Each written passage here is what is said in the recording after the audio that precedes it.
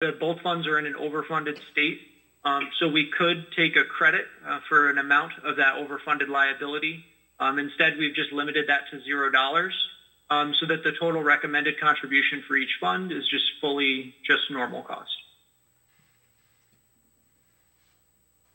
I won't go into too much detail here on the demographic changes for fire and police, because I don't want to keep you here all night long, but there were some demographic changes we saw over the year that we did reflect that for this year.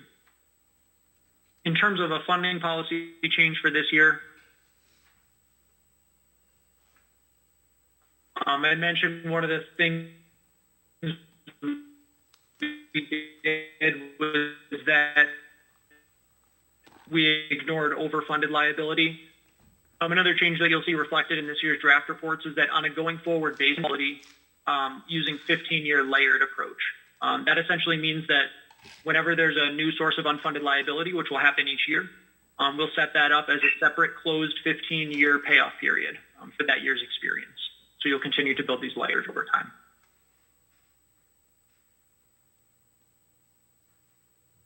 Funding method change, I mentioned that just a minute ago. This is just a comment about the fresh starting the actuarial value of assets, really just getting at the fact that we're doing everything for this year's valuation on a market value basis, reflecting the actual value in the pension fund trusts at December 31st, 2020. And again, I won't dwell too much on this slide as well, but it shows you a change in the market value of assets for each pension fund throughout the fiscal year. One thing to highlight here is that for the fire fund, the return was 11.29% net of administrative expenses. And for police, it came in at 7.91. Both funds use an expected rate of return of 6.75%. So both funds were over expectation on return. So even despite all the craziness of 2020, when we measure it from January 1 to December 31st, both funds actually exceeded expectation on asset returns.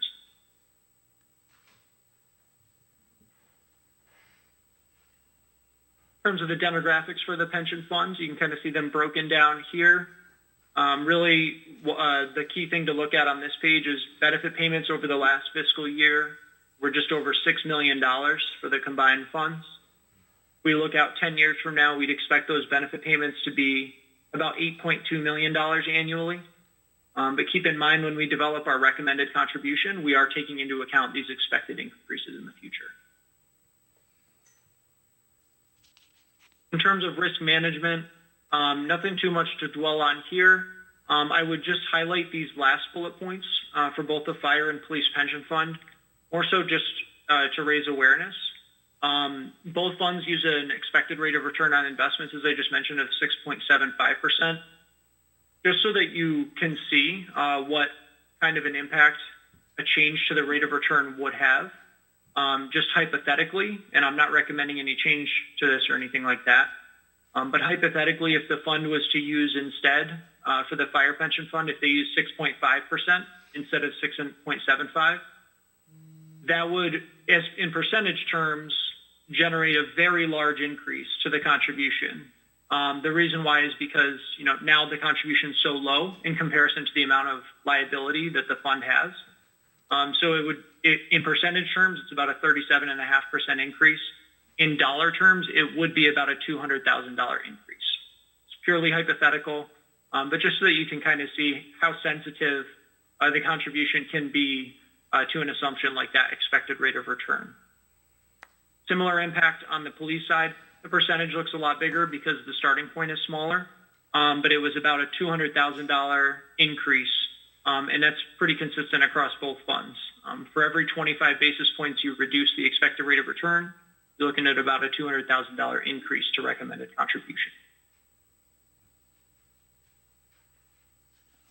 And on this slide, we've got a breakdown of our statutory minimum contribution calculation.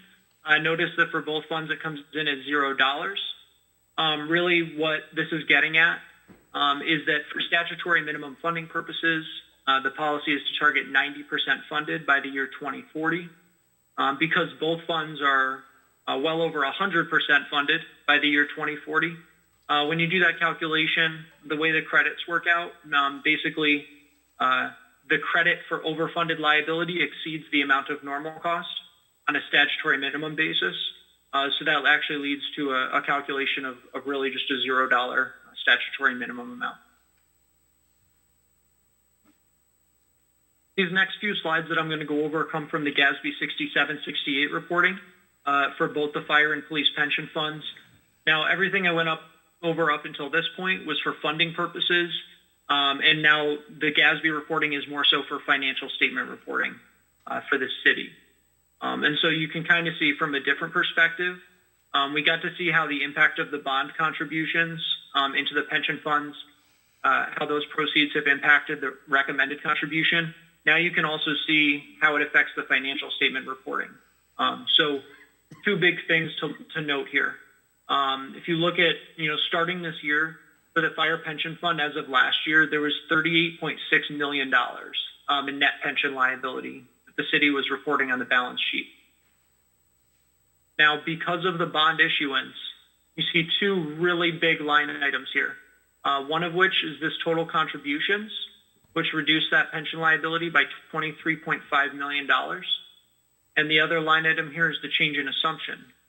So because of the fact that both funds are fully funded now, essentially what that means for Gatsby purposes is you're producing a more favorable result. You're passing the solvency test.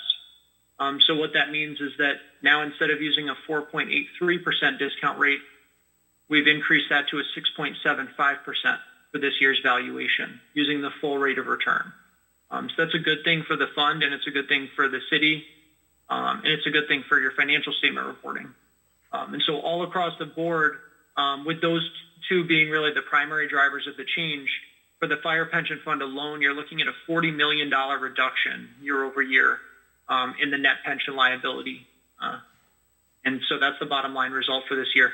We're actually looking at a net negative net pension liability. So again, just like the result we saw on the funding side, the plan is considered to be overfunded for the purposes of financial statements.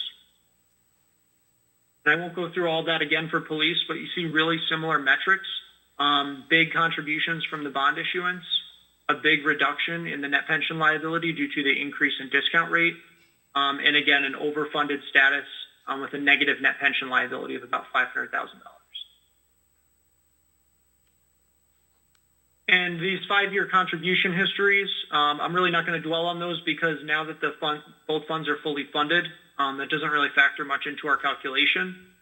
What we do calculate is an 80-year projection of cash flows for the fund based on the current status, and we would project the fund to be fully solvent for both the fire pension fund and the police pension fund for the projected 80-year window. That's based on the current closed population. So with that, that's the results of this year's actuarial reporting. That was a lot of information to go through relatively quickly. I'd be happy to answer any questions if anybody has any, and I will try to stop sharing my screen. Thank you, Kevin. Discussion, council? Chair? Yes. Thank you.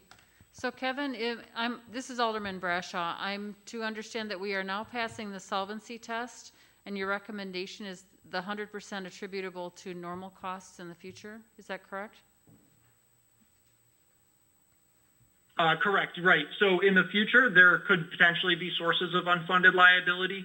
And so we wouldn't recommend ignoring them in the future. But as of this year's valuation, both funds are overfunded.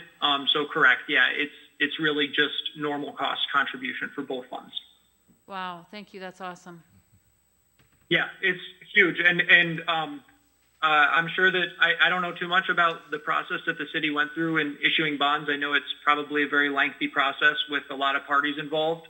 But to see it actually, how it's materializing and impacting the pension funds and these results for this year, you really get to see it now and see how much of a good thing it is for both funds. Yep. Good. Chair? Yes. Thank you. I appreciate the presentation. One question I had that you showed on the graphs, but we didn't really get to, was you showed the solvency tests. And on the solvency tests, I know this is going out a long, long time, but can you, in very layman terms, explain to us what are the factors that go behind it, and why, in our circumstance, the fire solvency test down the road looks different than the police solvency test. Absolutely. So, so I did go over that really quickly. So I'll backpedal a little bit. This solvency test. So first for the fire pension fund, really what this is showing is this black line is a projection of the net position of the pension fund. So really how much we would expect the fund to have in assets for each year. The dotted line representing the benefit payments.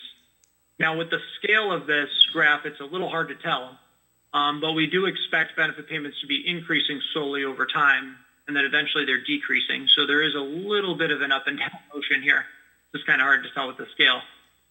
So one of the things that is happening with the fire pension fund, the reason you're seeing it kind of skyrocketing at the end, is it's really just interest accumulation. Even just a slight amount of overfunding on the front end of this sort of a calculation, when you run it out for an 80-year projection period of time, with interest growth can actually accumulate to be an absolutely massive amount. So frequently what we'll do when we see a result like this, we kind of you see this solvency sort of shooting up, and the projected net position of the fund is kind of extending towards infinity. Frequently, for the purposes of the projection, we'll actually manipulate it.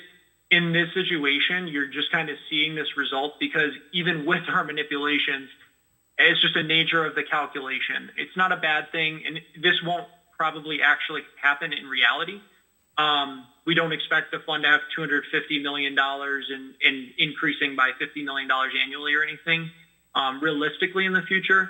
It's just the nature of this calculation for Gatsby purposes. We have to assume a closed group, which is an important assumption. That means that we basically take the fund population as it stands at fiscal year end, so as of December 31st of 2020, assume no new hires enter into the fund, and then we say, what would the next 80 years look like? And one of the biggest variables in that equation is how much will the city contribute? So usually what we do to determine that is we would rely upon a test like this, what we call a solvency test. And this would essentially tell us how much each year does the city contribute as a percentage of the recommended contribution that we're developing. And then we would use that to project forward. The difference here is that because the fund, obviously got that massive contribution here on the front end, we're not relying upon that history because now the fund's in an overfunded status. So then that's why it doesn't weigh in as much for this year. And then you are seeing, for the fire pension fund, it skyrockets up. For the police pension fund, it goes down. The only reason it affects the results really or the only thing that would affect these results is if the lines crossed over each other. That would be what we would call insolvent.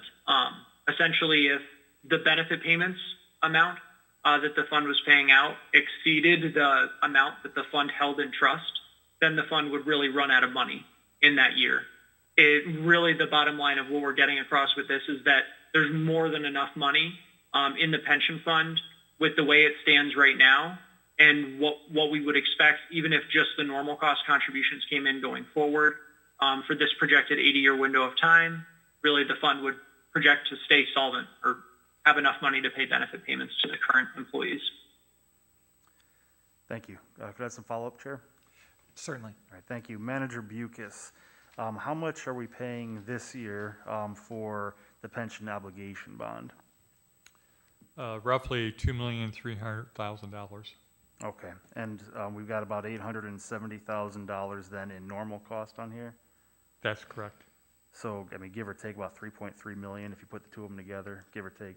Yes. And did I hear the presenter correctly that if the recommended contribution from last year was around 4.8 million, that's if we hadn't done the pension obligation bond and had just been trying to hit that threshold over the next 20 years?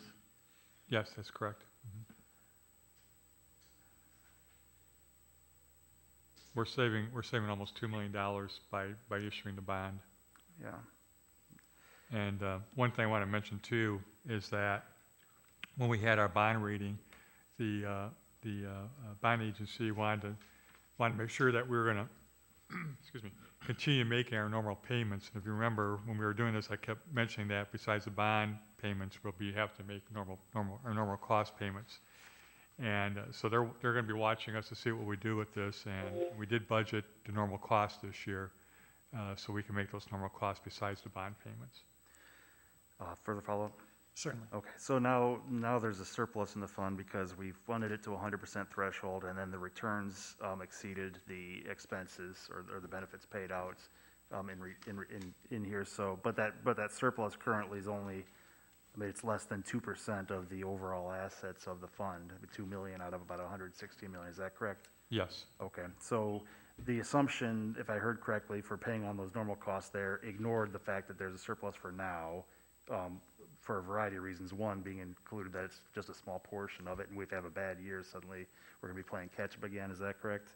that's correct. All right, but if we continue to meet these, basically looking at this 1 year of return, if we continue to meet this over the 20-year period of repaying the bond, it looks like we're on target still to cost the city about $30 million less than if we had gone the year-by-year payments over the next 20 years. So by doing the bonds, we're currently still on pace to save about $30 million overall. That's correct. When we looked at this issue, we were looking at saving between $30 and $31 million. Okay, So this was a good year.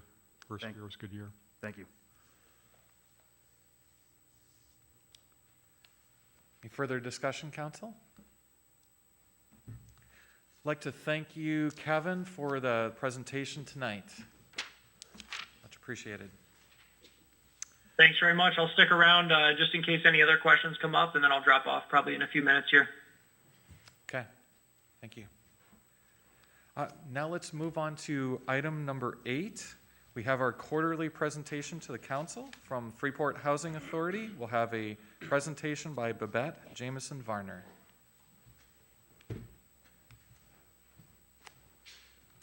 Thank you. No, were we gonna project the PowerPoint, or are we just gonna use the paper copies? I don't think we put it on the Okay. slide. Okay, no problem. But do you have paper copies with you? Pardon me? No, I didn't bring any. I thought we were gonna project them. Okay, no, I didn't bring it. I sent it in. So that's okay. That's okay. All right. Okay, well, the presentation that I wanted to give today is the presentation that we gave to the Board of Commissioners, which is our year-end, fiscal year-end presentation. And we wanted just to update you all on the overall work plan and what we've accomplished, what we've achieved. And I hope that this goes okay without you having the physical presentation, but I won't take up too much of your time. This is actually a presentation that was done by 3 of our senior leadership team members, but I won't take up that much time in doing so. So the one thing, and I have discussed with you all before, and that is in terms of our physical. We have been training our maintenance staff on the new Inspire physical inspection. HUD is moving from the real estate assessment center practice that they've used for about 20 years to this new standard that they've set up called the National Standards for the Physical Inspection of Real Estate. And these revisions actually will kind of focus on reducing regulatory burden as well as to improve oversight.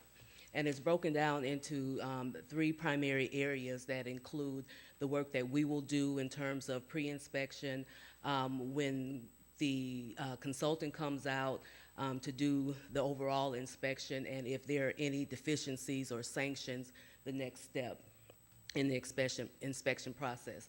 But our maintenance staff have been trained on the new standards. There's ongoing training, and then we also train our property managers on some of those standards as well.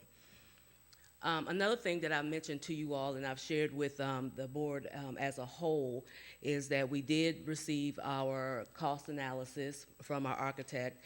We have been able to come up with some priority needs, and some we refer to as immediate needs. The one thing that I did want to stress, particularly when it comes down to what we refer to as AMP2, the Westview area, which includes the Willow Apartments, Douglas Village Apartments, Gilmore, and West Westview, is that we want to focus on the paving and the sidewalk and the concrete work that needs to happen out there. In addition to lighting and security, we have fences that need to be repaired, roofing, siding, as well as quite a bit of heating and equipment work that needs to be done. So we have altogether probably about $3 million in capital funds over the next 4 years, and we began the preliminary process of breaking that down, and we go through one more process of determining what we're going to do during each year.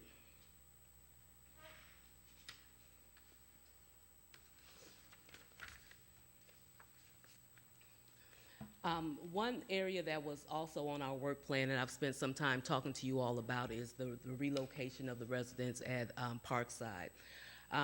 We have started that process. I think I shared in my report last month the status of that process. And right now, of the 42 households located at Parkside, we have issued 25 vouchers. We have had one move. We also, we're looking at 10 people that we are trying to make payment arrangements with because there's no way that they can move forward without paying off debt that they already have. The partnership with Menard County has been excellent. This process has been flowing quite quickly for us. In terms of the coordination, a few things that we want to make certain that we do to continue to make this smooth, not just for us, but also for the residents. We have two particular areas that we ask for the residents' support in. One is in terms of inspection. We've outlined, we provide them information and letters related to what their responsibilities are. The residents are aware if they're in good standing. There is an allowance available to them based on, a relocation allowance available to them based on the size of their unit. We've already begun the process of putting out dumpsters, and we'll have those out for, a while because people have already started throwing things out. We've updated our charge list. Normally, if we were turning a unit, holes in walls and broken appliances and things like that, we would charge. In this case, we're not going to add that burden onto the fact that they're relocating. And then we're also offering the opportunity, if they need us to haul items for them, to schedule an appointment to do so once they begin relocating. I do want to thank you all for advertising the need for Section 8 landlords. I did have a conversation with Menard County today, and we have had a few landlords who currently don't offer Section 8 that have shown some interest, and I'll keep you updated on what that process will look like for us.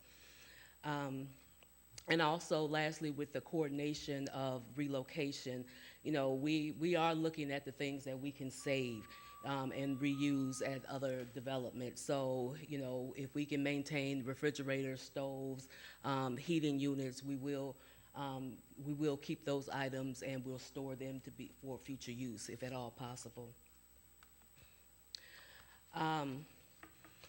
Around this time, I say April of last year, one of our greatest struggles was related to unit turn and occupancy. And so as of 4/1/2020, we were pretty much dealing with about 42 units that we were trying to turn and fill.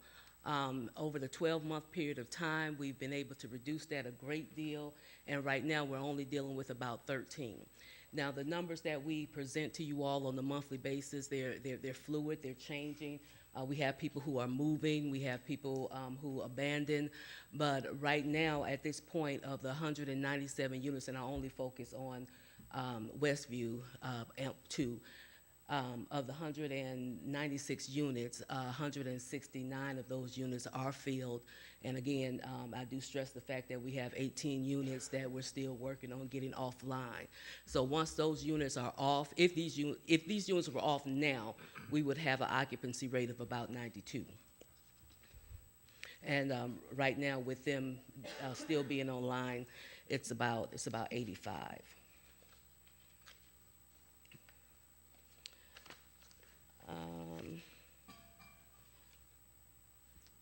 We did share with the Board of Commissioners some of our 2021, 2022 goals.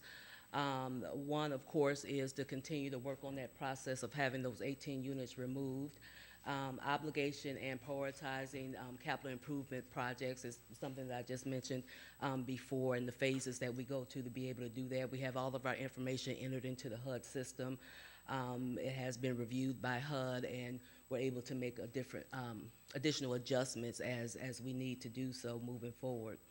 Repositioning, even though we're going to start some work at the Westview buildings, we're still looking at other repositioning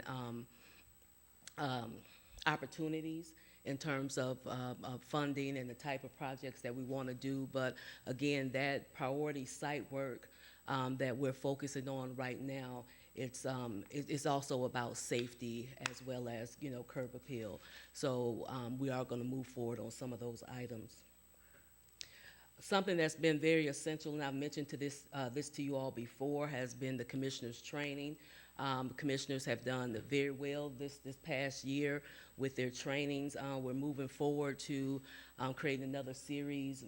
Probably in June, we'll be having a training with them on tenant hearings, because what we're going to find is that as we move forward and with the eviction moratorium, there's going to be a strong possibility that I won't be able to hear some of the cases. So we're going to ask our commissioners to sit in with us on some of those.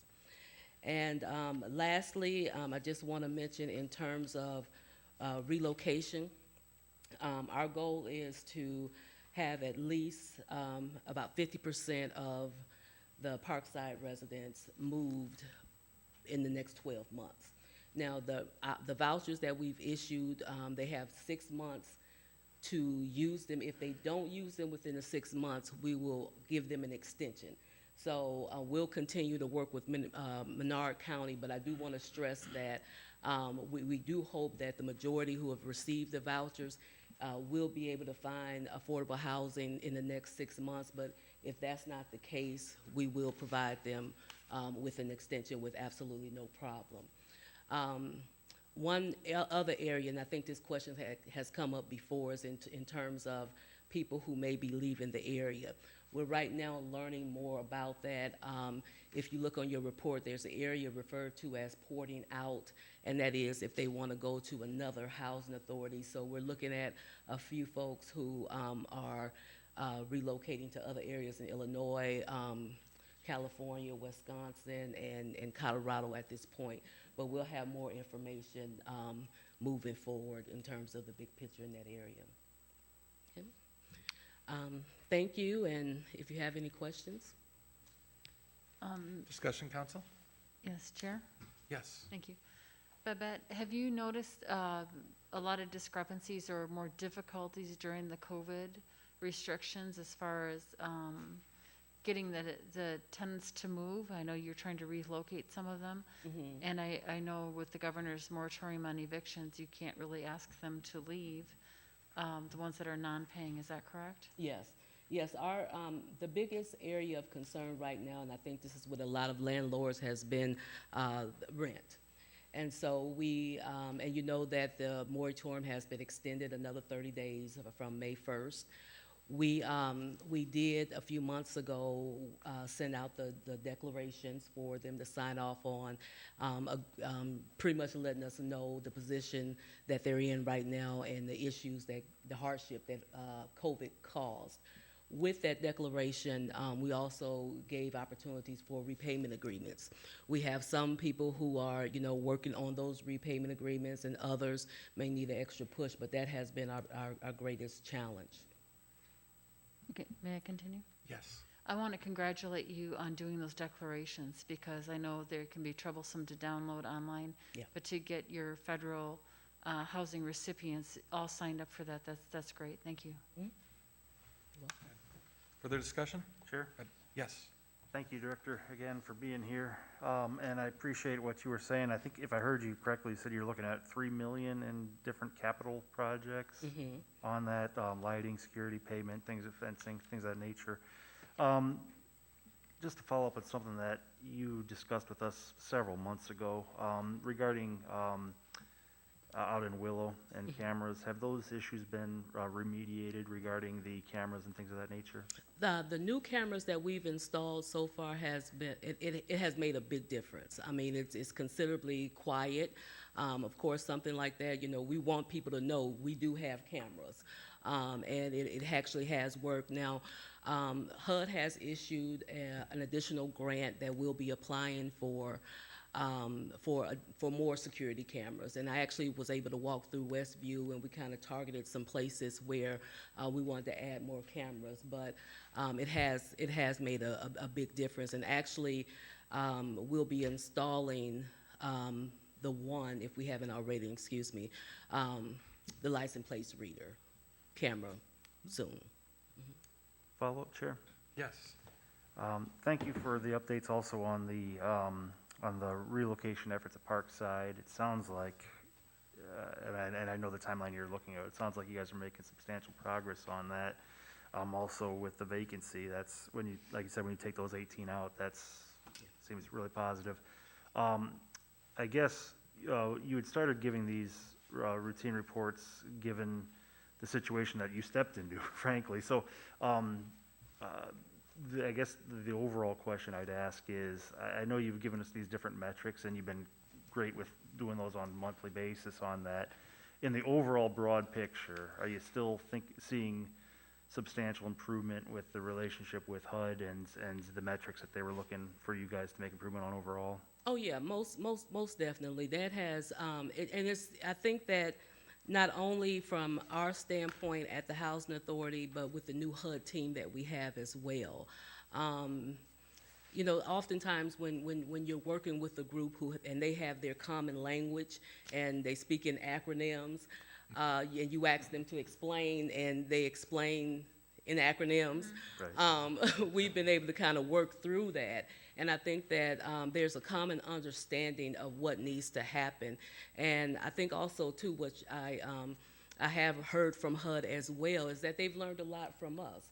So my ultimate goal is that everything that we have taken in, the things that we have turned around, successes that we've had, I do hope that we can share with other housing authorities, because I would say this has gone, this last year has gone very smoothly, working together as a tech team as opposed to kind of against each other. Thank you. Chair? Yes. Yes, Director. With the Section 8, have we tried to speak with any of the landlords here within Freeport to try to keep some of the residents here within the city of Freeport? We have, and I mentioned this earlier, we did send some information to the city that was put on the Facebook page. You know, what's interesting, has been a challenge for us to actually, you know, identify who those Section 8 landlords are. Menard has been focused on doing that, and I believe they even contacted the Landlords Association, but that has been our challenge, is actually identifying, you know, who is available here. And that's why we were also looking at helping Menard County recruit additional landlords that may be interested.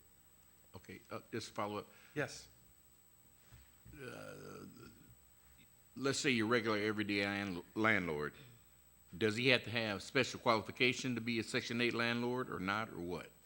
He has to meet the Section 8 requirements in terms of inspection in being a landlord.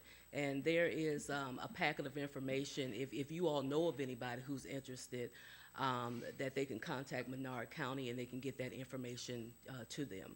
But yeah, there are inspection standards that they do have to follow. And the main thing is that they can offer safe, secure, sanitary units or homes, single-family homes. Okay. But they would have to do an annual inspection with HUD. Okay, thank you. Chair, Yes. thank you. Babette, you are 100% correct on that.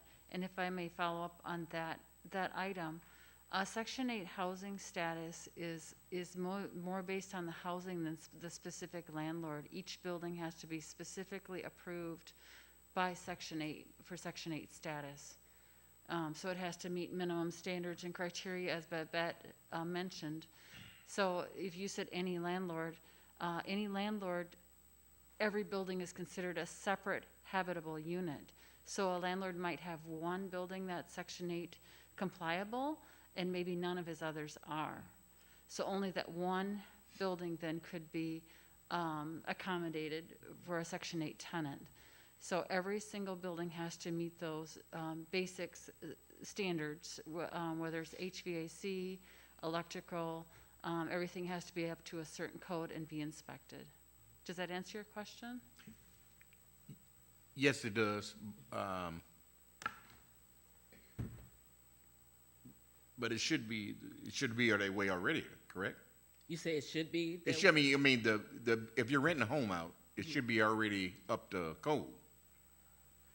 It probably should be, but also. Well, I mean, yeah, I mean, that sounds like a crazy question, but, yeah. But with Section 8, they have special regulations in which, they have to go above, shall we say? No, I wouldn't say necessarily above, but if you have, take a look at the presentation and that Inspire chart, it gives you what HUD is looking for in terms of public housing as well as Section 8 and the standards that they have created in terms of inspection. Okay, so it's, all right, it's a little Yeah. bit more in-depth, shall we say? Well, yeah, I mean, you have to follow their practice, bottom line. So if they're, even like for us, if we have a window that's broken out, that's something that we have to repair in less than 24 hours, as opposed to maybe a private landlord may, board it up and do it in a couple weeks, Right. Someone who's not a Section 8 landlord. Okay. Okay, thank you. Thank you, council. Any further discussion? Thank you, Babette. Thank you. Now we're moving on to item number 9, discussion regarding addition of wastewater treatment plant lab employee. Director Boyer. Thank you, Mr. Chairman. The city's water and wastewater lab staff, staffing levels currently insufficient to maintain general compliance with current and forthcoming regulations and requirements. For existing foreseeable changes to water and wastewater regulation impact the need for additional resources.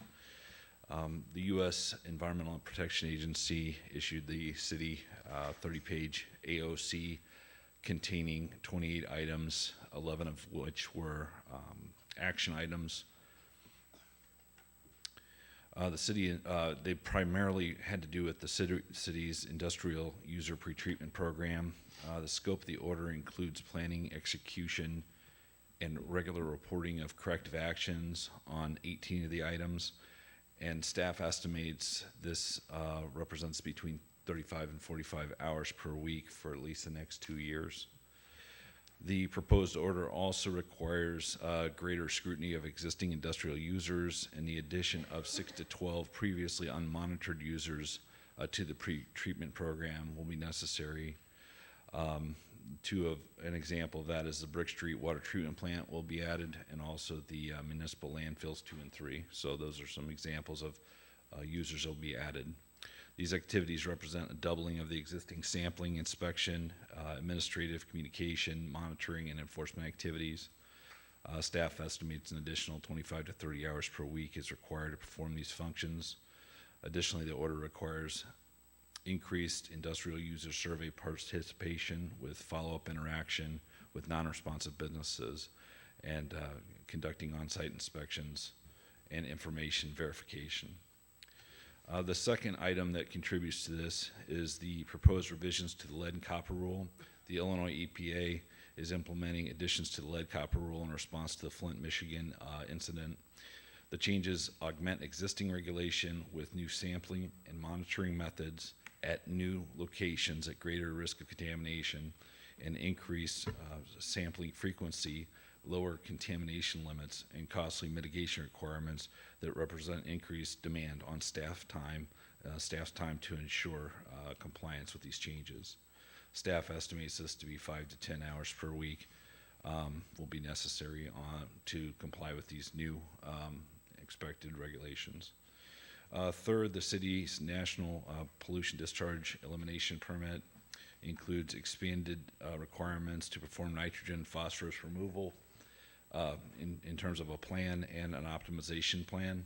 The results of these will impact current regulatory needs in terms of the reporting and the additional burden, administrative burden placed on the utility for new reporting.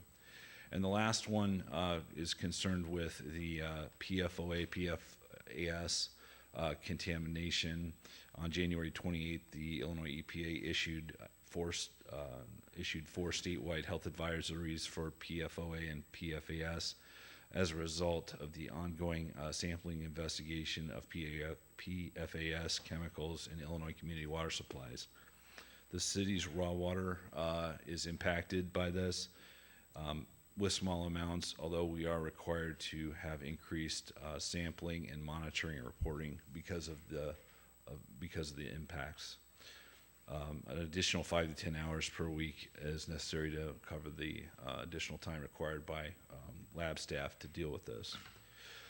So for discussion, for the next 2 years, 2 additional staff positions are necessary to meet the current and future environmental regulation compliance objectives. The city's utilities require the addition of an environmental and regulatory compliance officer and a lab technician 2. With the foreseeable retirement of the current lab manager, Scott Curran, a smooth transition is assured if we have these 2 positions as well. So it's a positive externality. Funding of this proposal is through the water and wastewater operations budget. The total estimated cost of this proposal is $165,000 a year, including pay and benefits. The compliance officer would be on the order of $88,000 per year with benefits, and the lab technician would be $77,000 per year with benefits. To fund the 2 positions, the water base rate would need to be increased by 26 cents per month per service.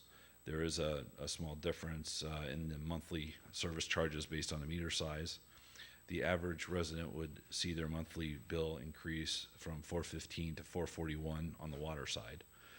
The wastewater base rate would have to be increased by $1.05 because this is a proportional cost. So most of this is impacting the wastewater side.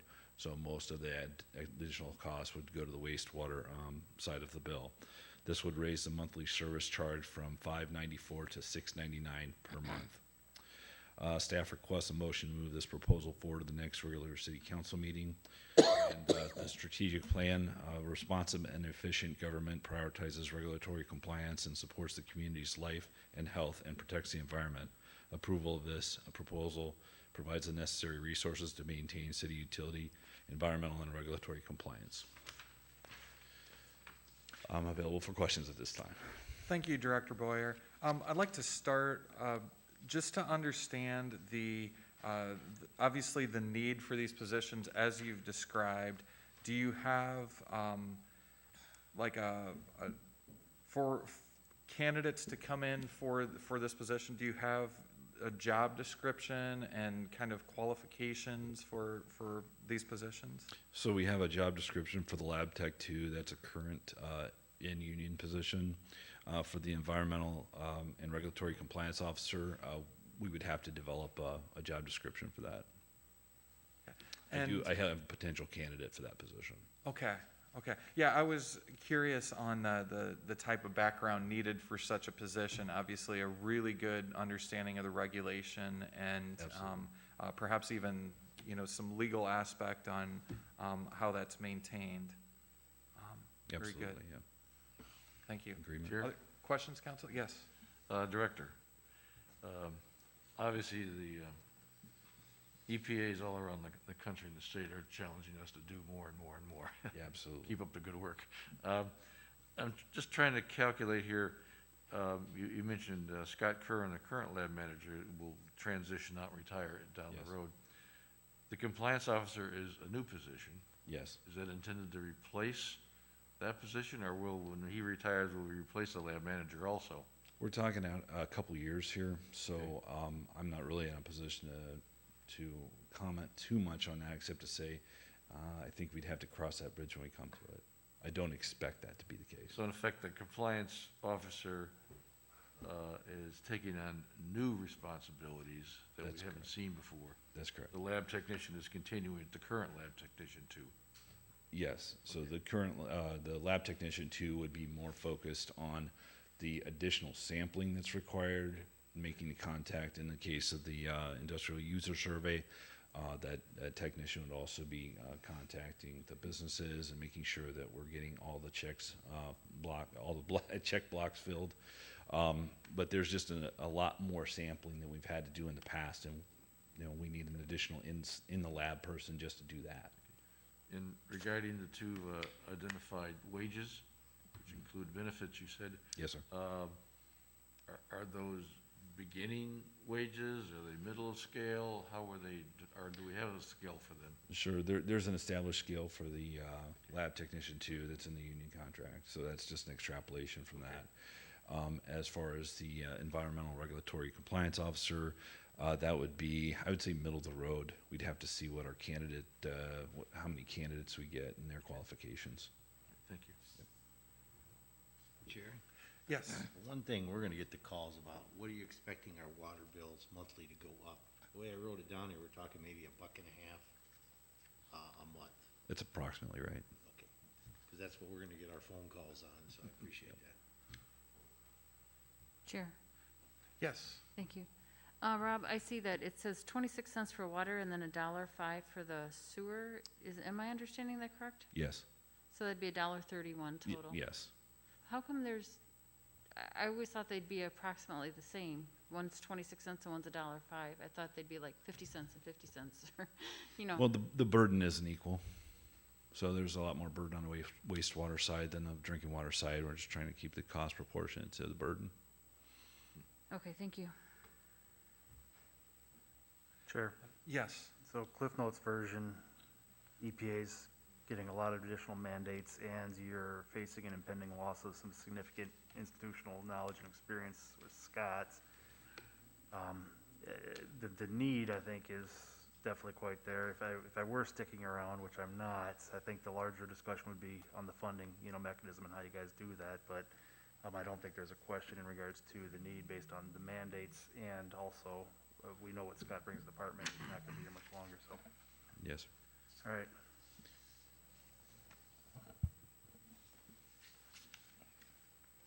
Chair.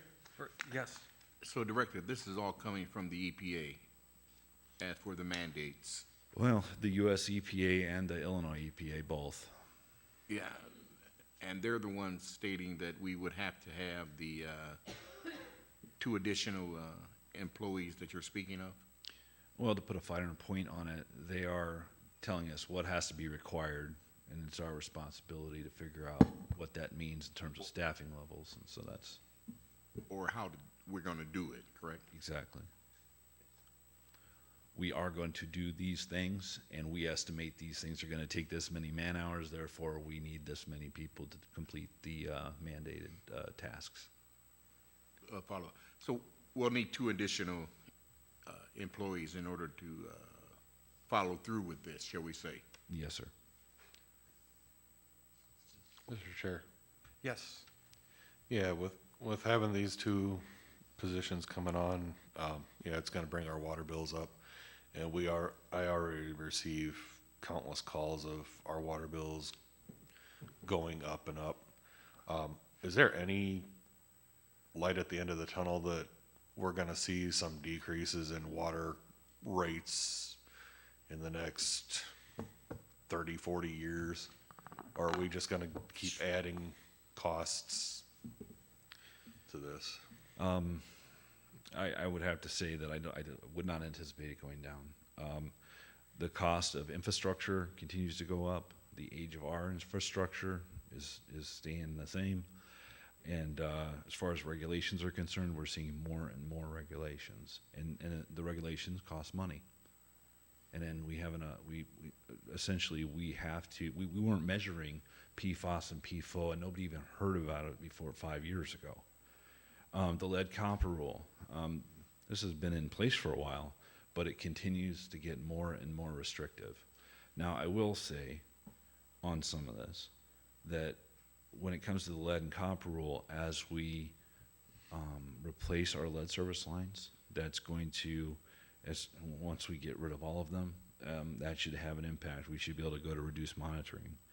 Once well 11 and the new Fields of Freeport treatment plant are online, it should positively impact the need for our, we could go on reduced monitoring on the PFOA and PFAS. But every time something gets under control, we get more and more strict regulations coming in the back end. So I wish I could tell you it's going to go down sometime, but at this point, I don't see how that's going to be possible. All right, thanks. Chair, one more question. And this is in regard to Alderman Busker says, yeah, there's going to be a conversation over the bill going up. Have we looked at any other alternative ways to fund this other than raise the water bill? Have we looked at other ways? I suppose if we were to get aggressive about getting more users via, servicing more communities in their surrounding areas, that could be a potential way. Another way might be to contract, some ways to defer some of the costs would be to get some economies of scale. Perhaps we could do some lab sampling for other communities for routine samples and that kind of thing. So there are these options available, Alderman, but those are longer term strategies. Right. just to have something for the citizen of Freeport, let them know that we are working hard for them. It's just to show them that we are trying to work hard for them. Yes, yeah, and one of the things I think a lot of people have been concerned about with the water bills was the capital improvement part of the water bill.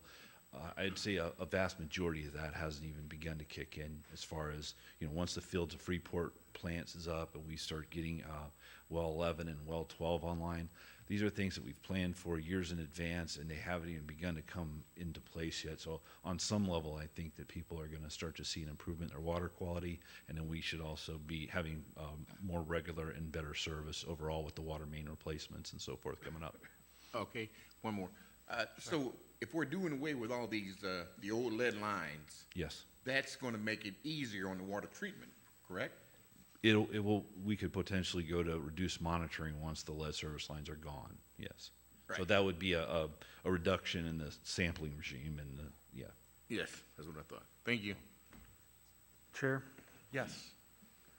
this cost for employees is something that just has to be handled throughout the general fund as a whole. It's not particularly tied by any statutory ordinance to these water rates, correct? This would be funded out of the water and wastewater operations budget, yes. Okay, and But there's no one saying these people have to be hired, if that's what you're asking me. It's just, no, I mean, in regards to how they're paid though, there's nothing statutorily that says that this can't be handled through the broader budget as a whole if you were to pursue those avenues. I'm not saying you guys will, I'm just asking the question. No, the water and sewer funds are set up as enterprise funds, so they have to be operated like a business. If we give any general fund money to it, we'd able to have to do it as a loan or as some kind of advance, because it would have to be paid back. And that's why we're keeping everything the way we are. That's why we broke out the water portion from the sewer portion, the 26 cents versus $1.05, because that's where we're looking at the attributing those costs to. And we are talking about $1.31 total a month. So this is on the base fee. It's not on your usage fee. It's on your base fee. And as Director Boyer pointed out, a lot of people, if they really look at their bills, their water and sewer bill is only about half of what their total utility bill is, because we do have those other capital costs on there. And we do have the capital costs in there for $40 a month. and those are the costs that we're incurring to replace those lead lines, to upgrade our 2 wells and our water treatment plant and everything else that we're doing. So it's all, it's going to take a while to come together, and because the costs are going up, we can never say that we could ever lower those costs unless we get somebody that donates a lot of money to us for a year or two, and then we can lower them briefly. But as Director Boyer pointed out, the costs we have are going to be here for a while. But these are coming out of restricted funds. you're That's saying. correct. Okay, that was, yeah. Yeah, we can only use the money for water and sewer. So you're limited in your revenue sources to pay for these restricted funds. Right, and as Director Boyer pointed out too, like ingrown farms, we take in some of their waste. They truck it in, and when we treat it, we charge them for it. So we do look for other ways of generating revenue for the two operations, but we are limited to what we can and can't do. Mr. Chair, Yes. with that, just trying to, any way we can lessen the burden, but the EPA's putting out these new restrictions. Are they going to be offering any kind of grants to help pay for this kind of stuff? I might mention we are getting $14 million in forgivable loan funds for the lead service line replacement program, and with the new water plant and a number of the different projects we're doing, there's forgivable loans in there already for various water main replacements and so forth. So I think they're probably thinking they're doing also a big favor on that. Okay. Chair, Yes. that is a good point. It is on the broader spectrum there. When you talk about the $40 a month fee and what you guys are capitalizing on, I mean, for instance, you mentioned the $14 million for lead. I mean, we don't even have all that in yet, but By far, no. when you're talking about a typical water main, let's say you're doing a $2 million in regards to a water main loan. Currently, what's the percentage of forgiveness that we get on one of those? I could get back with you on that. I don't have it. It's 25%, How much? about 25%. Okay. So we're getting, so in these fees, I mean, that allows you to stretch your dollars on that project 25% more per project than water main. Right. And what's not forgiven is currently under a very low interest loan, like around 1%. Currently, a couple loans we have outstanding are at 1.01, so yes, 1%. Outside of the lead, 14 million, and then the forgiveness, 25% forgiveness on the water main projects, are there any other grants or forgivable loans on the water and sewer side that we're currently getting? There is the $2.5 million unsewered communities grant we're getting for the Oak Hill, Hillcrest, Sylvan Court. And that's pretty much covering 100% of the cost, Yes. more or less, of that project. So again, you got another neighborhood that you're putting in $2.5 million of work that's not coming out of the funds. I mean, you're substantially stretching those dollars, Yeah. as painful as that is. Thanks. Mr. Chair, Yes. one more question. And I don't know who I could point this to, but, and hate to put more work on you, but if somebody would be able to find the time to figure out what an individual residential water bill would be without all these grants and whatnot, how much it would actually cost to citizens versus what we are paying now. So when we do get these phone calls, we can say, hey, look, this is what you're getting for the price that you got. So That would almost be impossible to do, just because of the fact that maybe we wouldn't be doing some of these projects and the water quality would deteriorate, and then we'd be under some type of court mandate to get it fixed. And I mean, a lot of things just kind of come in play, because we've got about $40 million worth of projects out there in water and sewer right now. And to try to say how much that's going to impact a typical homeowner, it's impossible. okay. Yeah. Thank you. But the main point is it is substantial. Substantial. Excuse me, Chair. Yes, Alderman Barnman. Thank you. I had a question for the director. So, Director Boyer, maybe I'm oversimplifying this, but it appears the U.S. EPA and the Illinois EPA are ramping up enforcement and monitoring of violations, and specifically how we treat industrial users or how industrial users are complying with the pre-treatment requirements. And that's getting passed down onto the taxpayers. Is there fines that are being imposed on the industrial users that aren't complying, that are requiring us, the department, and these water bills to be increased? If so, do you feel the fines should be increased? Are we collecting on these fines? It's kind of a general question. I hope you understand that. Yes, I do. If I understand you correctly, you're asking if the fine structure is sufficient, and are we collecting on the fines from our fine structure, correct? Right, and to add on there, is that a ramp up in that? Would that be a way to mitigate the tax burden? Well, that is actually currently happening right now. Last March, new enforcement ordinance was passed, and then that was integrated to our enforcement response plan for industrial users that are in violation. Now, the point of the fines is not necessarily to use it as a revenue source. It is to change the behavior, and that might have something to do with where we find ourselves today.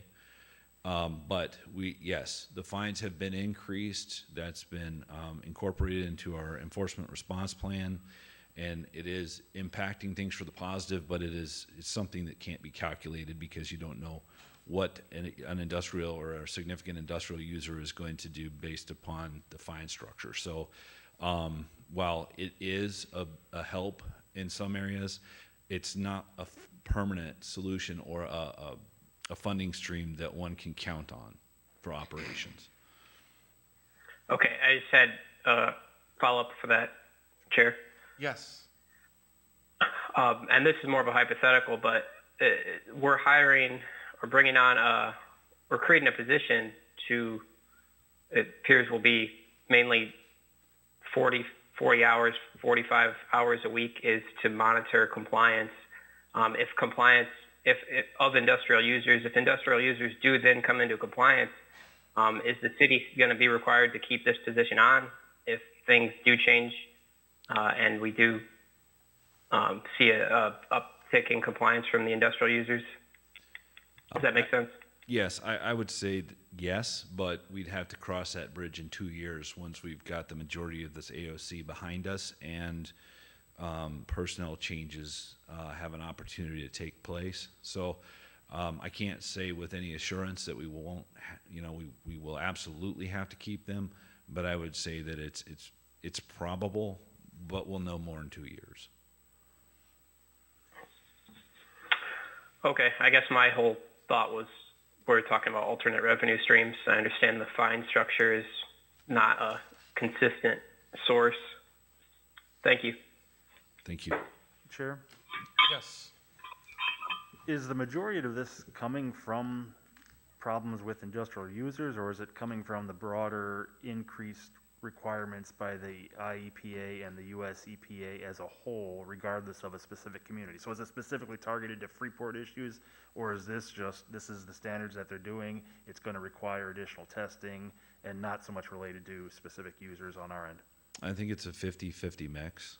Okay. So right now we have a bottleneck when it comes to the AOC, that we've got a surge right now. So we've got to do this right now, and we'll do it until we're done. I've talked to other large sanitary districts, and they've gone through something similar, and it took them 2 years to go through it, and we've got quite a bit more work than they had.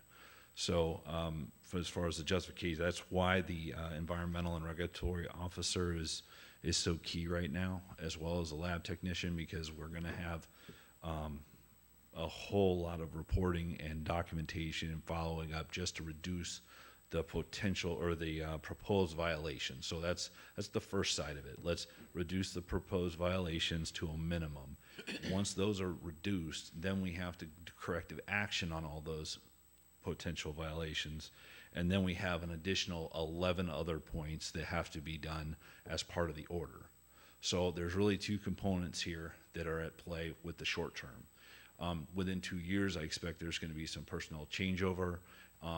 We will end up having to make a different decision in a couple of years as to whether we need both positions, but it's unclear at this time, and we'll have to look at that, cross that bridge when we come to it. All right, thank you. Mr. Chair. Yes. Yes. Director, I appreciate the information you brought forward. I hope you don't think I was too hard on you, but I'm just preparing for the phone calls I'm gonna get, so I wanna make sure I have the right information. But with all that said, sounds like something we're gonna need to do here, so I'd like to make a motion to put this on a regular council meeting for the next regular council meeting for discussion and vote. Second. Okay.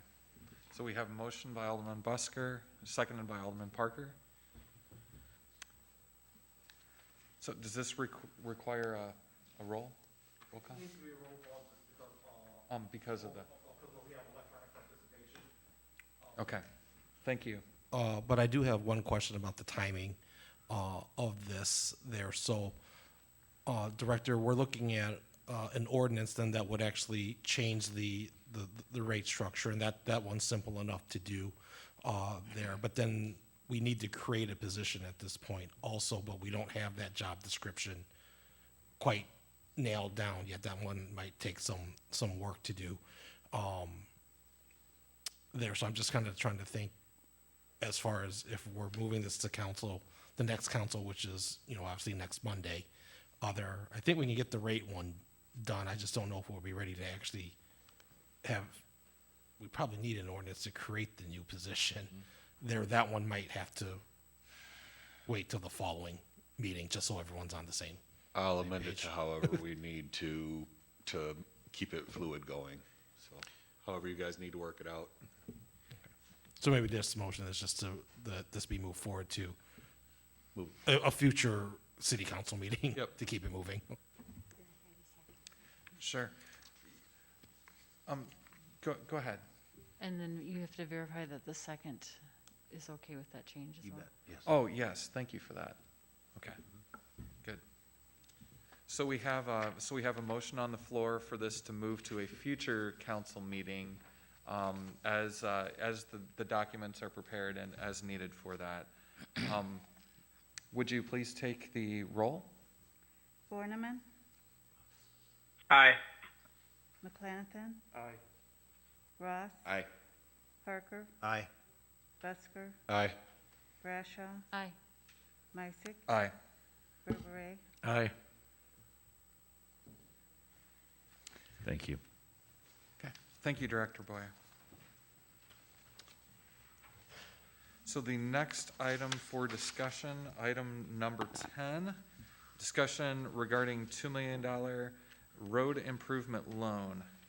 Manager Bucas. Thank you, Mr. Chairman. Back in 2019, the city borrowed approximately $2.7 million for road and street improvements. And the last of that money we're going to be using this year in our street program. And to pay for that 2019 street improvements bond, the city was using the $4 surcharge on the city's water utility billing process, what we were just discussing earlier. It's another charge that's on there. Plus, we have a 20% of our tax that we levy on electric and natural gas bills is also being used to pay for that levy and to build up the fund for more street improvements. Staff's been researching how we can make the best bang for the buck and be more efficient in how we're operating, and because there's a lot of street work that needs to be done out there. And what I'm proposing at this time is that the city look at borrowing $2 million over a 10-year period. The 2019 bond was $2.7 million over 15 years. This new bond that we're proposing would be used to buy a new asphalt paver and possibly a roller. And that's estimated about $300,000 right now. We're trying to get some pricing. And the remaining $1.7 million would be used to pay part of that. Part of that would be used to pay the cost of the bond, but most of that would be going towards paving more streets with our own crews. It's estimated that it would take about 12 weeks to close on a bond issue, and with the current interest rates on a $2 million issue, the annual principal and interest payments would be around $241,000 to $250,000. The current fees on the water, electric, and natural gas bills would cover the current debt service, and it should cover this new debt service as well. I am not recommending a $3 million bond that I talked to some of you about earlier.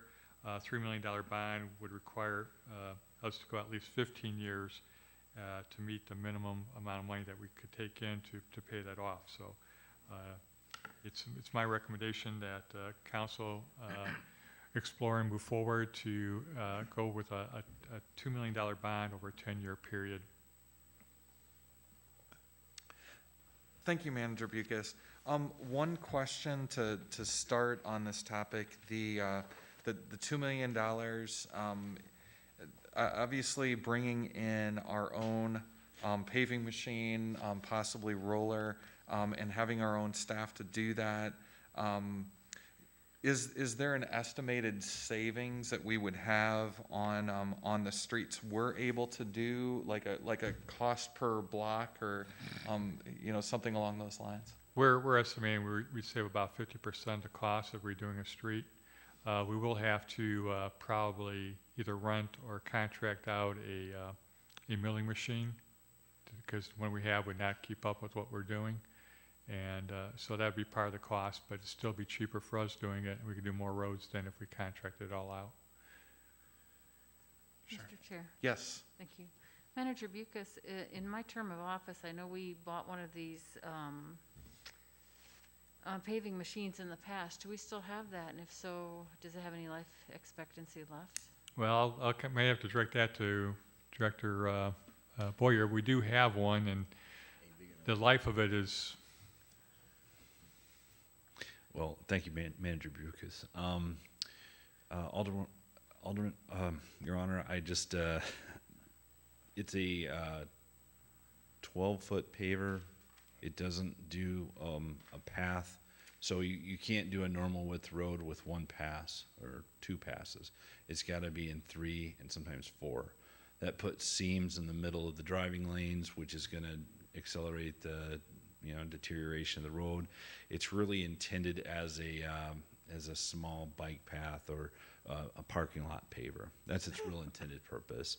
I believe it was purchased because it was purchased used and at a fairly decent discount. It did afford us the opportunity to really recognize what we wanted in a paver. This one that we're proposing is going to be a 16-foot paver, which would get us the full width in each driving lane and a single seam down the middle. It'll process the asphalt more quickly, so we'll be able to get more done in a shorter period of time. It's also got some accessories that will ensure that the road is flat, smooth, and lined up, so there won't be any changes, waviness going down the seam of the road. So overall, if we, with the amount of work we've got to do, this is the smallest machine that we can really afford, that will be able to get us where we need to be in the future. So I think I estimated we needed to spend between $500,000 and $800,000 a year in the future just to put in the paver. This machine will handle that. So for the next several years while we're working on this bond, we should be able to get a substantial amount of road work done with it. Follow up? Yes. Thank you. Well, that does help me understand that much. There's more complexity to this. What I understand too is that the subsurface is so important to have that pressed down, so that would be where the roller would come in? Yes, we have a couple of rollers, but we need bigger, larger rollers to keep up, so wider, able to handle more. And yes. And one more follow-up. Sure. When we were given a presentation a number of years ago about why we needed the last machine, we were told that it's very important to train the employees on how to use them, because it's not something that's learned just overnight. So do your employees have this education, or will they have to be trained in how to use these machines? Well, because we have that smaller machine, we've got a lot of experience on that. This new machine actually comes with training, and we're going to repave some of the roads here in town, like Lynn Street, Linwood Court, and part of Meadows, and that's going to be part of our training program. So they've got an expert coming down from Weiler, and they're going to work with us on that and train our staff. Sounds good, thank you. Mr. Chair. Chair? Sure, we'll start with Alderman Busker. Can't go that quickly. I don't know if Manager Bucus or you can answer this. If, when we do pass this bond, what's the time expectancy to get this piece of equipment on the road working? Well, once we know that council wants to move forward, we'll start advertising for bids, because we do know it's going to take about 12 weeks to go through the bond issue. So we're looking at about, mid-August. So it Have could the still money. be this season yet, in theory? That's what we're going to try to do, yes. Okay. Chair? Yes. Okay, so bottom line, we can fund this bond with no additional increases. With the funding mechanism that we currently have in place, we can fund this bond, correct? Yes. Okay. And with this equipment and this amount of asphalt per year, I believe Manager Bucus, you said that we could do this for approximately half the cost as of contracting these projects out individually? Okay. That's our best guess estimate. Approximately. I mean, give or take 5 or 10%, that's still substantial Right. Savings on there. What could the residents expect over the next 2 to 3 years in regards to amount of projects done? How are you going to prioritize these projects if we were to get this funding? Well, I think we can safely say that we'd make a large dent in the bottom 20% of the roads that are really falling apart. So I think it would get us a long way to getting 20% of the worst roads taken care of. In what time frame? I would say 3 years. Within 3 years, we could expect to see almost all, if not all. I know you're hedging I slightly. wasn't really prepared to answer that, but I'm going to say the worst 20% would go quickly. And if it's 3-4 years, somewhere in there, I would say if we had a focused plan. Some of the roads that are in bad condition are currently waiting. They're waiting for infrastructure to be replaced. We have 7 phases to our buried utility replacement program. And the reason it's structured that way is so we can maximize the amount of, that we can be a good steward of the loan funds and the forgivable funds and do it all, okay? So some of the roads are gonna have to be, are just gonna have to wait for the utilities to get replaced. But, this has been an ongoing conversation. We're working on a way to take our condition data and overlay that with our traffic count data and help us prioritize. I've quite a few priorities, but one of the issues I'm running into is the people looking out their window and seeing the same pothole day in and day out. So in areas that we can do that don't include buried utilities that needed to be done at a specific time in the future, one would think we could move forward, especially on some of those neighborhood streets that are severely problematic. Okay, so just to summarize, $2 million bond, no funding increases, it's in our current funding source, and with the equipments and material that's provided, you believe that within the next 3 years, you can get the worst 20% of the roads taken care of? Let's just say more or 4 less? years. Ooh, I like, we were Let's at say 4 2 when we years. started. But no, I mean, with the staff that you've got and with those materials provided, I mean, because we've got confidence, obviously, in what you're doing in the department, but I just wanted to be able to tell folks, that's what we're looking at, and obviously with the caveats that you're going to efficiently prioritize based on, like you said, those underground utilities as well. But we're going to have a substantially be done with the worst 20% of the roads over this period of time. Yes. Chair? Yes. Yes, Director. And all this equipment is brand new, nothing refurbished, used, or anything like that? The roller will be used. The roller will be used, okay, Yeah. that's fine. Yeah. But the paver itself Yep. will be Paver is brand brand new with a 3-year warranty, and all the modern accessories that will enable us to do it as well as a contractor. And now this is a 16-foot in width paver, Yes, sir. because the other one is like, what, 12? Yeah, it's not very wide. Right, it's a junior one. Yeah. Yeah, shall we say? But It's a no. It's a Pathmaster. Yeah, there we That's go. It's called a Pathmaster, so. but this would be all brand new, 16-foot, and then this would also, as Alderman McClanahan stated, probably give you the chance to get in some of the residential areas and take care of some of the streets there. Yes. Okay. Sure. It's the same make and model as some of the other contractors that we have nearby. They use the same model. Okay, but one more question. What would you do with the existing favor that we do have? I was hoping to, once we're comfortable with the new one, I'd like to see us liquidate it and defer or to reduce some of our costs, or maybe go toward a grinder. So longer term. Sure. Alderman McClanahan? Thank you. As you're making this progress and substantial progress on these roads in the next few years, I know you ran into the frustration of, like on Float Street, substantial investment put into Float Street, and NICOR's already tearing it up. Yeah. Does the administration have the tools to be able to address that NICOR issue, or is there something that you're going to need from council to try to stop that from happening and causing us to lose value on our investments?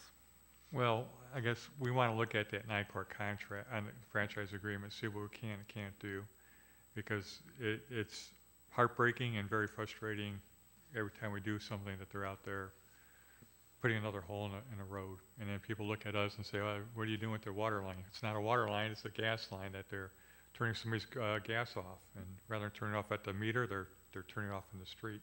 So legal will be looking at our avenues aggressively. Thank you. Mr. Chair, Other questions? Yes. if we need to make a motion to put this forward to the council meeting, I'd do so at this time. Okay, so we have a motion by Alderman Busker, seconded by Alderman Parker, to move this forward to the next council meeting. Thank you. Okay, moving. You need a vote. I'm sorry, we need a, thank you for that. Yeah, Madam Clerk, could you please take the roll? Horniman, Aye. McClanahan, Aye. Roth, Aye. Parker, Aye. Busker, Aye. Brashaw, Aye. Meister, Aye. Berbere. Aye. Motion carries 8-0. Thank you. Now moving to item 11, discussion regarding meeting halls ordinances. Manager Bucas. Thank you, Mr. Chairman. Back in 2020, the city was approached by a few individuals that wanted to open a bring your own bottle or BYOB establishment, and at that time, the city did not have any good policies on regulating these type of establishments. So on November 2nd of 2020, the City Council adopted ordinance number 2020-55, which basically regulated meeting halls. In anticipation that some businesses may not feel that they were a meeting hall, and the fact that we had this economic downturn because of the COVID-19 virus this past year, City Council waived a $100 application fee for 2021. And in order to get a handle on how many establishments and businesses may be affected by this new regulation, a scan of various websites and yellow pages was used to kind of draw up an initial list. There were approximately 28 establishments that advertise rooms and or buildings for quote, rent. Staff sent a letter with a copy of the ordinance to the potential meeting hall establishments, asking them to read it over and determine if they felt, we weren't telling them that they were, but asked them if they felt that they were under the definition of a meeting hall. So basically, we're asking them to self-regulate themselves. The letter asked the business owners to contact the city clerk's office and tell them whether they were or were not considered to be a meeting hall. If they decide that they were not, we were going to remove them from our list. We had 5 establishments call us and state that they did not feel they met the criteria, and 3 that did. We did not hear back from 20 establishments. You have to remember that when we're talking about a definition of a meeting hall is a space that, quote, regularly made available for non-residential use by persons who are not the owner or lessee of the subject premises. So it's regularly. It's not once in a while or that. It's regularly. Although the staff did not receive any feedback on the fees, we can see lowering those fees from $100 per year, which is the current fee, to maybe $50 the first year and $25 for renewals. And that's basically where we are. I know some council members received some feedback from some establishments, especially restaurants that had liquor licenses, as to that whether they had a meeting hall or not. Unfortunately, they didn't call us. We could have talked to them, but we're open for discussion, and if council would like us to amend the ordinance somehow, of course, staff is more than willing to do whatever council's wishes are. Sure. Discussion, council?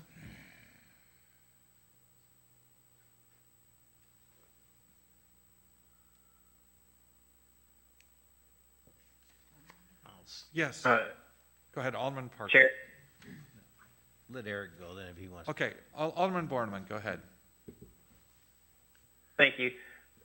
I guess when I think back to when this ordinance was initially passed, it was about fairness overall.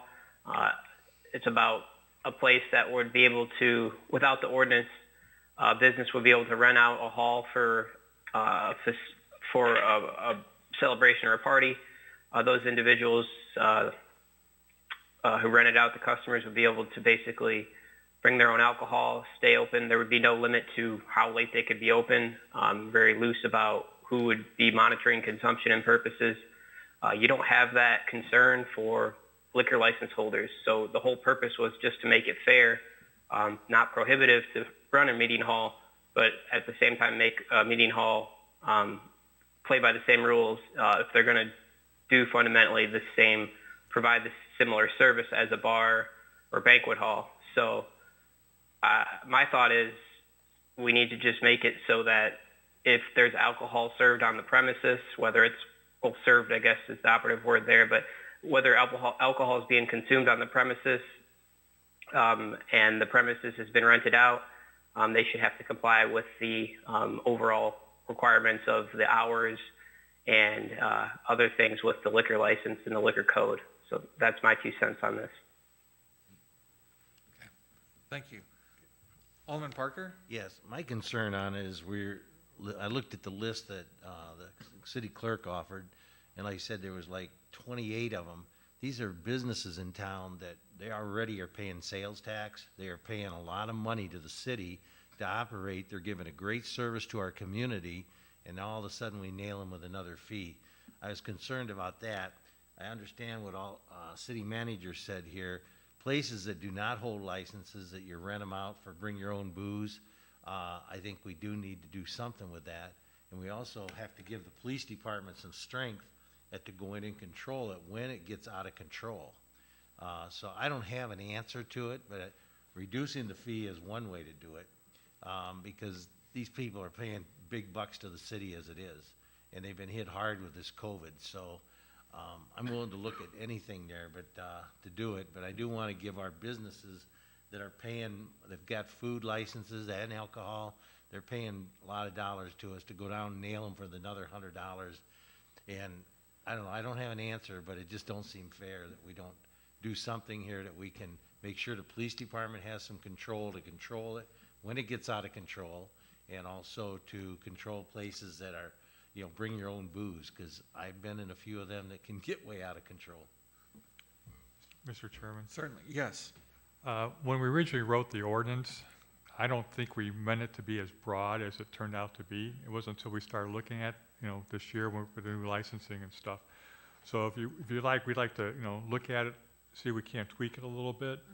And then, like I said, lower the fee and bring it back to you for a possible amendment in the future. I'm not saying next week, but probably in a couple of weeks. That's all right.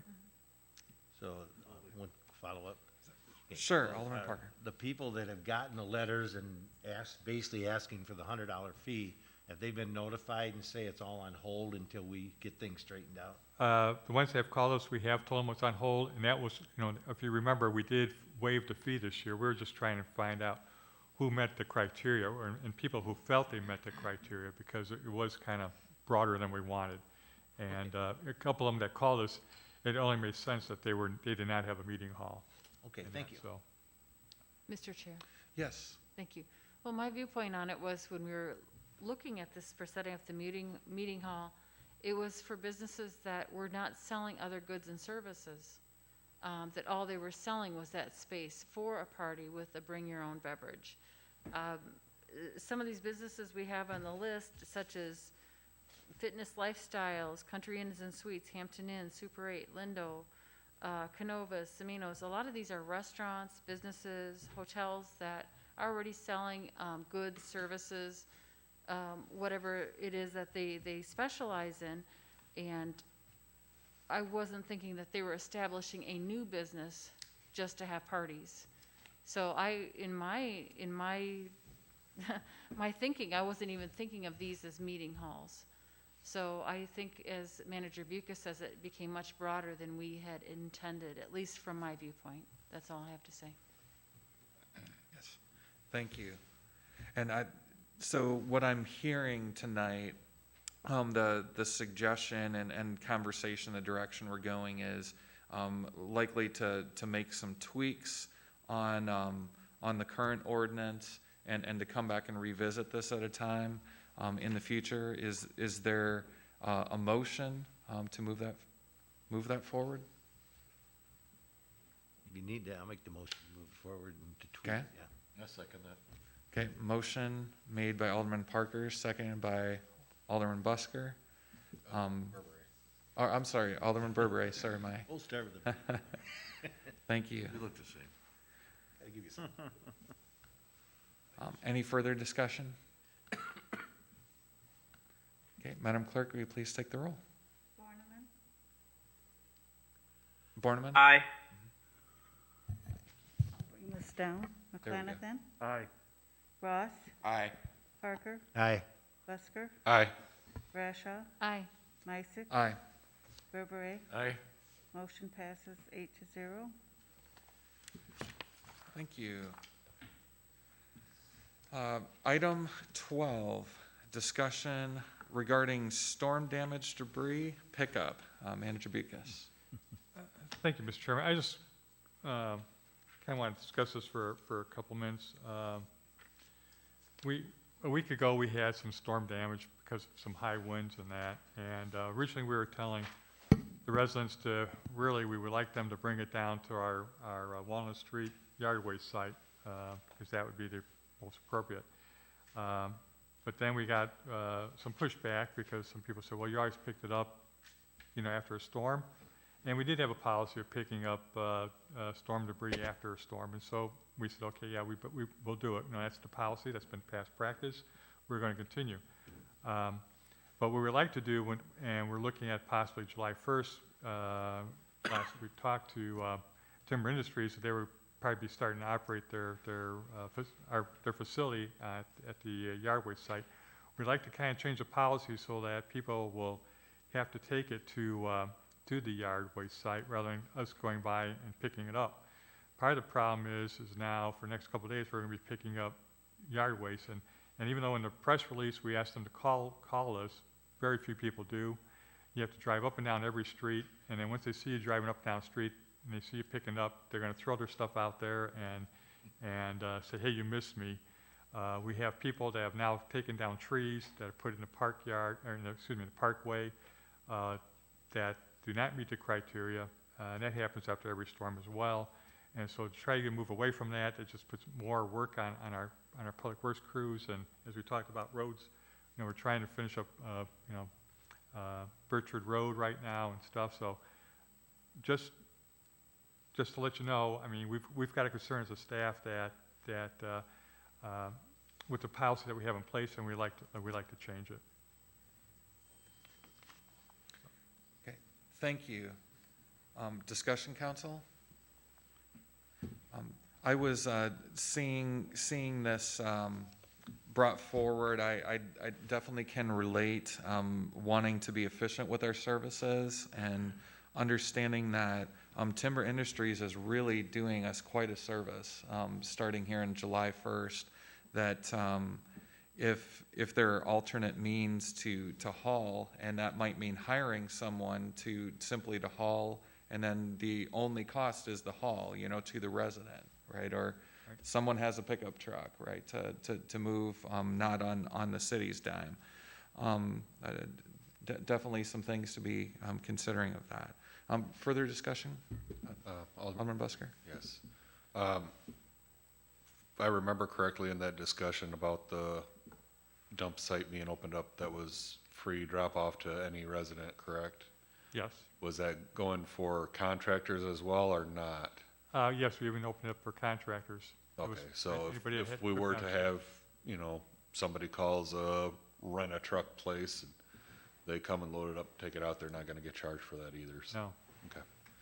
Well, I think then, that way, we're opening up a very good opportunity that we haven't had in a long time. I think, you know, we just need to put the word out that, you know, get it there and we'll take care of it, so. Right, now we're offering it every day just about, you know, because I'm not sure they're going to be open on Sundays or not, but, you know, you could bring it any time rather than waiting for a storm or whatever. Chair? Yes. Well, I think Don could probably speak to this more, but I mean, I think we've offered that service, I mean, for as long as I can remember, just on these special instances. On the one hand, if someone's abusing it, don't do it. I mean, you're under no obligation to pick it up if someone's going out and cutting down their own, you know, stuff or putting brush or clippings and stuff like that on there. If they're doing that, they don't deserve to have you pick it up, and I don't think anybody expects, you know, the city to pick it up. I do have a concern, though. I mean, the people people with trucks and stuff like that, they got some options, but the individuals with more limited resources don't really have that option. They haven't had that option. They won't have that option really going forward. So, I mean, I think there's probably some sort of balance there. You don't need to, you know, bend over backwards in regards to this, but because we're only talking 1 or 2 times a year that I think that they've utilized this storm damage service. It's not every time that there's a thunderstorm, the city goes out and says we're going to comb the streets in regards to it, but it's usually when we've had high winds or significant storms and you've seen a significant amount of damage, they've done it. And I don't know that you need a policy change there, particularly when the individuals who can use that service once or twice a year are the ones who aren't going to be have a substantial remedy by having this timber company with open location. Chair. Certainly, yes. What is the site address again for drop-off for the public? 1033? Oh, Oh, there's no, yeah, we'll have to put a sign out there. what is the general location? Before you get to the transfer station, it's on the east side of the road on South Walnut. Thank you. They'd be at the corner of South Walnut and Fairgrounds Road? But that won't be available for service until around the 1st of July, correct? That's what we're hoping, yes. Thank you, Madam Mayor. So any further discussion? What's your pleasure, council? Mr. Chair? Yes. Thank you. Manager Bucus, is this something that the council has to make an ordinance for? Or what do you propose with this item? Randy, is this currently, you said there's an existing policy to pick up. Is it a memorialized policy or just It's what just- your understanding It's just of what kind we've of a done? standing policy. I don't know if there's anything actually in writing any place. But it's just something that the council's, you know, the city's been doing for years. What do you recommend, though, for establishing how to handle this? Well, usually I use a resolution, but maybe an ordinance might be appropriate to establish that we do have a drop-off center for yard waste, for tree branches and that, and leaves. Well, no, we're taking leaves? Yeah, okay, we'll take leaves there too, that's right. But that we will not be going door to door like we have been in the past. One more follow-up? Sure. Thank you. Manager Bucus, as a council member, I would like to see maybe you or the staff work on this as far as doing a draft proposal, but I do not want to make that motion since I'm an outgoing council member. So maybe if you make a draft for them to review, it might be a good thing. What do you think, Counselor? I think we should memorialize it in writing, whether it's by resolution or by ordinance, in some shape or form as to what the policy is going to be go forward. Since we are deviating from at least a practice, an established practice previously, if that's the will of the council to make that change. Okay. Sure. And I would add to this, it is, Alderman McClanathan, you bring up a good point that this is a service that has been offered really for decades here in the city, and it is something that residents may want to have some input as well. Really, we start to look at that. I would think at any rate that there at least could be an option for those who may not have the means of having a way to contact the city and get some help as they would need. So I would consider that as a minimum as we're moving forward with that. It sounds like we're in a position now of needing to get something in writing. So is there a motion to take further action to get something in writing and present in a future council meeting? Chair, Yes. I know that you'd only need something in writing if you're actually wanting to establish a formal policy or change a policy. Sure. If you're not looking to change anything, then Okay. you don't need. Okay. But again, as Alderman Thank you. Bradshaw says, I'm gone in a week, so. Sure. Thank you for that. Mr. Chair. Yes. Yeah, I think, something in writing going forward would be advisable, I think, but maybe some sort of time restriction after a storm event, if we declare that it has been a storm event, like have a 48 to 72 hour period that, it'll be within that time frame. If you call us, we'll pick it up. Otherwise, you're on your own to get rid of it. So. Sure. Chair. So, yes, Alderman The Park. only concern I see, I like the idea that they can have a place to take it, but what if you have some real senior citizens that have Yeah. all they've got is a small car, and it's there, and they have no way to get it out there? We have to, obviously you don't want to lay in their front yard all the time, so we need to address something there too. Sure. That was along the lines of my point as well. So obviously, as Alderman McClanathan had stated, if there is a need to make a change, then obviously we would need to have something in writing. Am I hearing any proposal to take action to make a change? I don't know if we necessarily need to move a motion forward, just have the administration work on it and bring us back a proposal to work on, so. Okay. And that's just drafting, just to clarify, this is to draft what we're currently doing? Just draft whatever recommendations they have for us, so. Okay. Yes, add in the senior citizens and the disabled. Can I Picture in a whole. ask a question? Alderman Barnman, go ahead.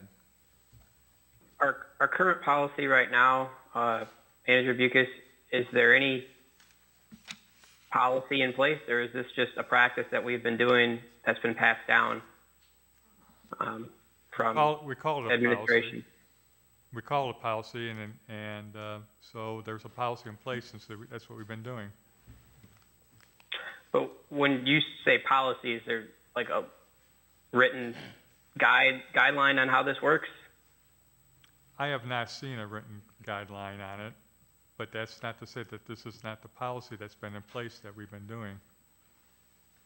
And that's why I'm asking for clarification so that we can have something in writing.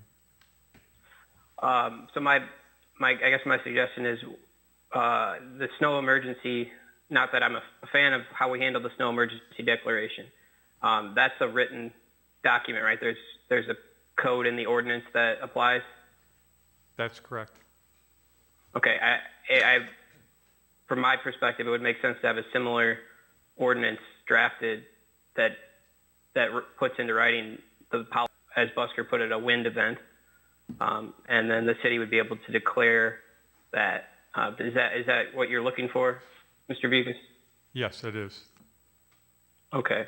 And so if we're able to just ask that we table this or continue this to the next committee of the whole meeting, and the administration will present a proposed ordinance? I think that's the feeling I'm getting, is that we'll put together something for council to discuss at a later date. And we wait till next month, we'll probably have a better idea when Timber Industries is going to be operational as well. Great. Okay. I guess, and my last piece here is I agree that we need to have the services available for people to, for the city to relieve the individuals of who aren't able to remove the stuff themselves, as has been pointed out. So I guess my motion here would be to continue this to the next committee of the whole, or another committee of the whole, to allow the administration to present ordinance. Okay, a motion on the floor by Alderman Borneman, sorry. And do we have a second? Yes. Okay. So the motion on the floor is for this to go to the next committee of the whole. Madam, or any further discussion on that? Okay, Madam Clerk, would you please take the roll? Borneman, Aye. McClanathan, No. Ross, Aye. Parker, What's this on, may I ask? Just moving this discussion to the next cow. Oh, aye. Busker, Aye. Brashaw, Aye. Meiser, Aye. Berberay. Aye. Motion carries 7 to 1. Thank you. Now we're on to item 13, public comments. Any comments tonight? Yes. Tom. Oh, Tommy. I ain't seen him, I don't know when. Welcome, Tommy. I want to tell Jody Moore we miss your city council meeting. and It's nice to see you back, Tommy. and we want to know my birthday's coming up in June. Oh, happy early birthday. And they putting that sign up by St. Vincent's. It's a new name, and you got to see it. It's big. So that's when you can see it sometime. And Matt Summers wanted to ask you a question.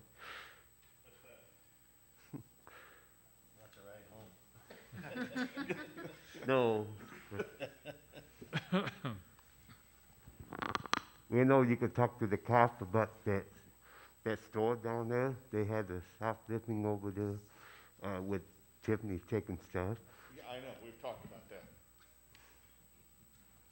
All right. Thank you, Tommy. Any other public comments today? If not, do we have a motion for adjournment? So moved. Second. Okay. Motion by Alderman Busker, second by Alderman Ross. Madam Clerk, would you please take the roll?